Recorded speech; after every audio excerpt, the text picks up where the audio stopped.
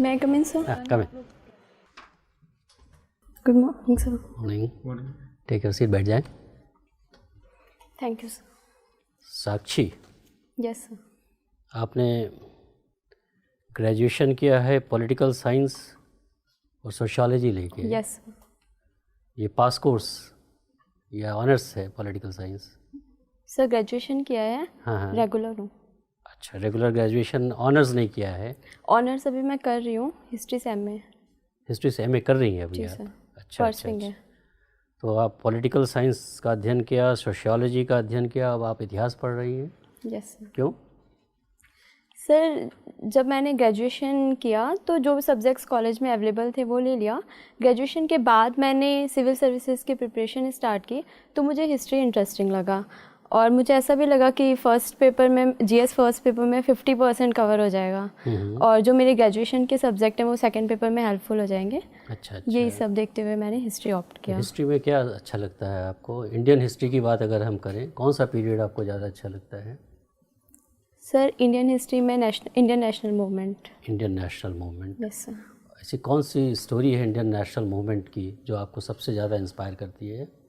Sir जिस तरह से हमारे देश में पहले उग्रवाद, फिर उदारवाद, फिर गांधी जी ने अंग्रेज़ों का मुकाबला किया, रणनीति बनाई, गांधी जी की जो रणनीति रही और जिस तरह से पूरे देश ने सहभागिता की, ये सब चीज़ें देख के बहुत ही एनर्जी आती है और अच्छा लगता है पढ़ के.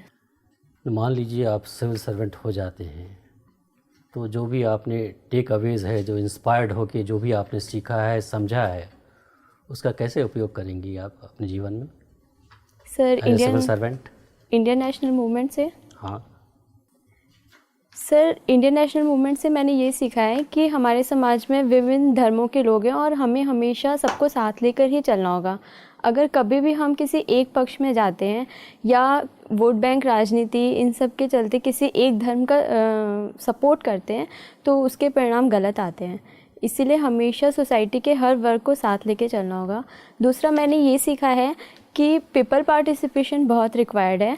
तो एज अ सिविल सर्वेंट मैं हमेशा जब भी कुछ भी काम करूँगी मैं कोशिश करूँगी कि रोल ऑफ पीपल हमेशा इम्पॉर्टेंट हो, उनका फीडबैक लेती रहूँगी और इसके अकॉर्डिंग अपनी पॉलिसीज़ में चेंज करती रहूँगी.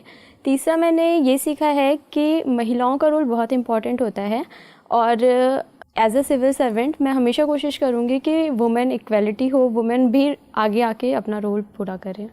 वुमेन इक्वलिटी से आप क्या मीन करती हैं जब आप कह रही हैं वुमेन इक्वलिटी हो?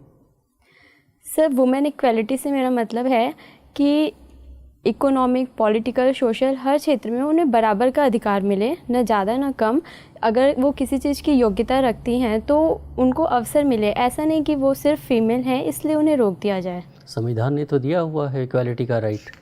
सर कॉन्स्टिट्यूशन ने दिया हुआ है लेकिन हमारा सोशल माइंडसेट पैट्रियार्की बन गया है जिस वजह से काफ़ी उनके लिए सेक्टर्स लिमिटेड कर दिए गए हैं. ये चीज़ नहीं होनी चाहिए. मान लिया जाए आपको डिस्ट्रिक्ट मैजिस्ट्रेट बना दिया जाता है.